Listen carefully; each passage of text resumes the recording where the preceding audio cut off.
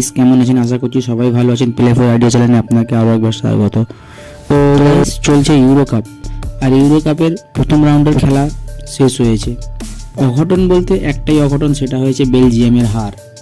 স্লোভাকিয়ার কাছে 1 গোলে হার স্বীকার করতে হয় বেলজিয়ামকে। লুকাকুর 2টি গোল বাতিল হয় ভিআর চেক করে, দুটোই অফসাইড, একটা আবার হ্যান্ডবল হয়। যদি আমরা লক্ষ্য করি, প্রথম রাউন্ডের প্রথম ম্যাচে জার্মানি বনাম স্কটল্যান্ড যে ম্যাচটি হয়, জামাল মুসিয়ালের অসাধারণ ফর্ম, তারা 3 পয়েন্ট সংগ্রহ করে। যদি আমরা দ্বিতীয় খেলার দিকে লক্ষ্য করি, সেটা হচ্ছে সুইজারল্যান্ড বনাম হাঙ্গেরি। হাঙ্গেরিকে 3 গোল মেরেছে সুইজারল্যান্ড। প্রথম রাউন্ডের বড় খেলা সেটা হচ্ছে স্পেন বনাম ক্রোয়েশিয়া। ক্রোয়েশিয়াকে 3-0 গোলে হারায় স্পেন। ক্রোয়েশিয়ার কিন্তু এর পরে খেলাটা অবশ্যই জিততে হবে। ইটালি বনাম আলবানিয়া। আলবানিয়াকে কিন্তু 2-1 গোলে হারায় ইটালি। তারপরে খেলা লেভেনডস্কির পোল্যান্ড বনাম ভ্যান ডাইকের নেদারল্যান্ড। লেভেনডস্কি কিন্তু মাঠে নামেনি, কিন্তু 2-1 গোলে হার স্বীকার করতে হয় পোল্যান্ডকে। পরের খেলাটা খুবই হাড্ডাহাড্ডি হয়েছিল, ডেনমার্ক বনাম ওবলাকের স্লোভানিয়া। 1-1 গোলে ড্র হয় ম্যাচটি। এই একটি ম্যাচ ড্র হয় প্রথম রাউন্ডে। তারপরের ম্যাচটি সার্বিয়া বনাম ইংল্যান্ড। প্রথম 13 মিনিটে জুড বেলিংহাম একটি গোল করে, তারপরে কিন্তু অনেক অ্যাটাক করার পরেও কিন্তু একটিও গোল করতে পারেনি, জিতে যায় ইংল্যান্ড। তারপরে খেলাটা রোমানিয়া বনাম ইউক্রেন। 3-0 গোলে ইউক্রেনকে হারিয়ে দেয় রোমানিয়া। আর তারপরে খেলাটাই অঘটন ঘটে, বেলজিয়ামের হার স্লোভাকিয়ার কাছে। লুকাকুর অনেক চেষ্টার পরেও বেলজিয়ামকে হার স্বীকার করতে হয়। কেভিন ডি ব্রুইনের দুর্দান্ত পাস দিয়েও কিন্তু গোল করতে পারল না লুকাকু। তারপরে খেলা কিলিয়ান এমবাপ্পের ফ্রান্স বনাম অস্ট্রিয়া। জর্ডি আলবা না থেকে 1-0 গোলে হার স্বীকার করতে হলো অস্ট্রিয়াকে। তারপরে যে খেলাটি সেটি হচ্ছে জর্জিয়া বনাম তুর্কি। আর্দা গুলার অসাধারণ গোল করে জর্জিয়াকে হারিয়ে দেয় 3-1 গোলে। তারপরে খেলাটা পর্তুগাল। ক্রিস্টিয়ানো রোনাল্ডো অনেক চেষ্টার পরেও হেড করে বাড়ি লাগে তার, সে না গোল পেলেও 2-1 গোলে হারিয়ে দেয় চেক রিপাবলিক। অঘটন বলতে একটাই, সেটাই হচ্ছে বেলজিয়ামের হার। এবার যদি আমরা দেখি দ্বিতীয় রাউন্ডের খেলাগুলো কিন্তু অনেকটাই টাফ হবে। অনেক দল রাউন্ড অফ 16 চলে যাবে, আবার অনেক দল কিন্তু ছিটকে যাবে। যেমন প্রথম খেলা হবে দ্বিতীয় রাউন্ডের প্রথম খেলা ক্রোয়েশিয়া বনাম আলবানিয়া। এখানে কিন্তু দুটো দলই হারা দল। ক্রোয়েশিয়াকে টিকে থাকতে হলে এই ম্যাচটা জিততেই হবে তাদেরকে। এখান থেকে যে দলটি হারবে সে কিন্তু ছিটকে যাবে রাউন্ড অফ 16 থেকে। তারপরে খেলা জার্মানি বনাম হাঙ্গেরি। জার্মানি কিন্তু 5 গোলে জিতে আছে, হাঙ্গেরি কিন্তু হারা দল। হাঙ্গেরিকে টিকে থাকতে হলে জিততে হবে। আর এই খেলাটা জার্মানি যদি জিতে যায়, সে কিন্তু 6 পয়েন্ট নিয়ে রাউন্ড অফ 16 এক পা এগিয়ে থাকবে।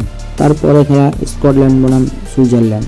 এই খেলাটি যদি সুইজারল্যান্ড জয়লাভ করে, তাহলে কিন্তু তারা সরাসরি চলে যাচ্ছে 6 পয়েন্ট নিয়ে রাউন্ড অফ 16 দিকে।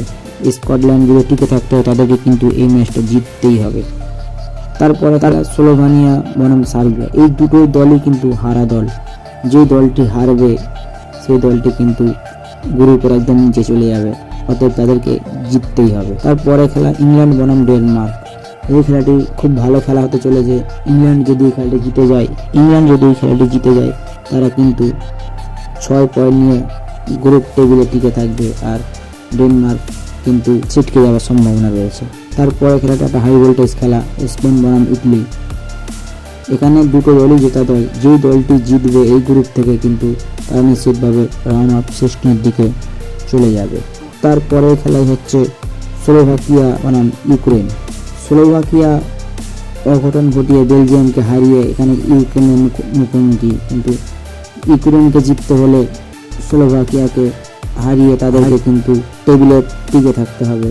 আর স্লোভাকিয়া যদি জিতে যায়, তাহলে কিন্তু তারা 6 পয়েন্ট নিয়ে বেলজিয়ামকে ছাড়িয়ে তারা কিন্তু চলে যাচ্ছে উপরের দিকে। তারপরে খেলাই হচ্ছে অস্ট্রিয়া বনাম পোল্যান্ড। এখানে দুটো দলই হারা দল।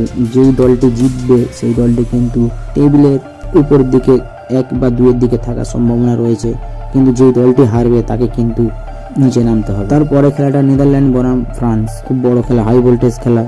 এখানে কিন্তু যেই দলটা জিতবে সেই দলটা কিন্তু রাউন্ড অফ 16 দিকে নিশ্চিতভাবে চলে যাচ্ছে, এবং যেই দলটা হারবে সে কিন্তু তার 3 নম্বর ম্যাচের দিকে তাকিয়ে থাকতে হবে। এখানে আরেকটা রয়েছে জর্জিয়া বনাম চেক রিপাবলিক, দুটো দলই হারা দল। যে দলটি জিতবে সে কিন্তু সম্ভাবনা তার থেকে যাবে, কিন্তু যে দলটি হারবে তাকে কিন্তু চিন্তার মধ্যে পড়ে যেতে হবে। তারপরে খেলাটা রয়েছে বড় খেলা পর্তুগাল বনাম তুরস্ক। দুটি দলই এটা দল, যেই দলটি জিতবে গ্রুপে তাদের মজবুত হবে, রাউন্ড অফ 16-এর দিকে তাদের কিন্তু একবার বাড়িয়ে থাকবে। আর যে দলটি হারবে তারাও কিন্তু সম্ভাবনা ছাড়বে না, 3 নম্বর খেলাটা তাদের তাকিয়ে থাকতে হবে। তারপরে খেলাটাই হচ্ছে বেলজিয়াম আর রোমানিয়া। বেলজিয়ামের কিন্তু সবথেকে বড় খেলা এই খেলাটা, তাদেরকে জিততেই হবে। জিতলে তবে তারা স্বপ্ন দেখবে রাউন্ড অফ 16 যাওয়ার, না হলে কিন্তু তাদেরকে ছিটকে যেতে হবে। প্রথম রাউন্ডে সেরকম অঘটন ঘটেনি, বেলজিয়ামের হার ছাড়া, কিন্তু দ্বিতীয় রাউন্ডে দেখা যাক কোন ছোট দল কোন বড় দলকে হারায়, আমরা সবাই দেখব। এরকম ভালো ভালো ভিডিও পেতে চ্যানেলটি লাইক করুন, সাবস্ক্রাইব করুন, আর আপনার মতামত জানাতে ভুলবেন না। আর কোন দল রাউন্ড অফ 16 যাবে সেটা আপনি কমেন্ট করে জানাতে ভুলবেন না। ভালো থাকবেন, দেখা হচ্ছে অন্য কোনো দিন অন্য কোনো ভিডিও। ভালো থাকবেন।